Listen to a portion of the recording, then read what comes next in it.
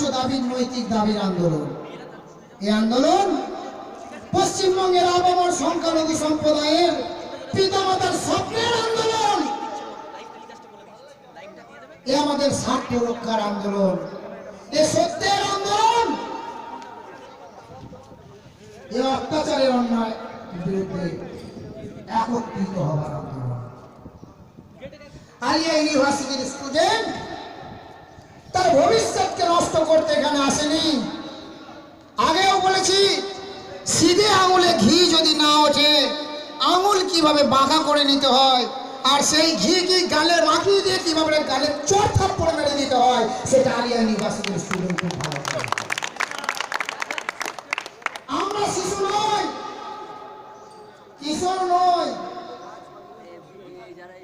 নবযৌবনে পা দিয়ে রক্ত টক টক টক টক করে ফুটছে।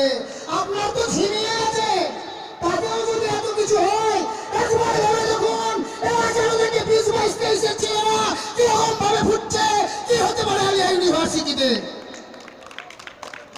শুনুন, আলিয়া ইউনিভার্সিটিতে ভূমিকম্প হবে, আসবে সুনামি, প্রাকৃতিক বিপর্যয়, ভেসে যাবেন আপনি খড়কুটোর মতো।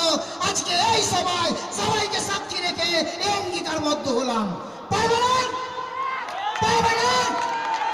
আলিয়া ইউনিভার্সিটির স্টুডেন্ট ছাত্র প্রতিবাদের যে প্লাবন, তাতে আপনি টিকে থাকতে পারবেন না। আপনাকে হুঁশিয়ার করে দিই, সময় আছে এখনো, শুধরে যান। তবে আলিয়া ইউনিভার্সিটির জন্য আপনাকে আর শুধরাতে হবে না।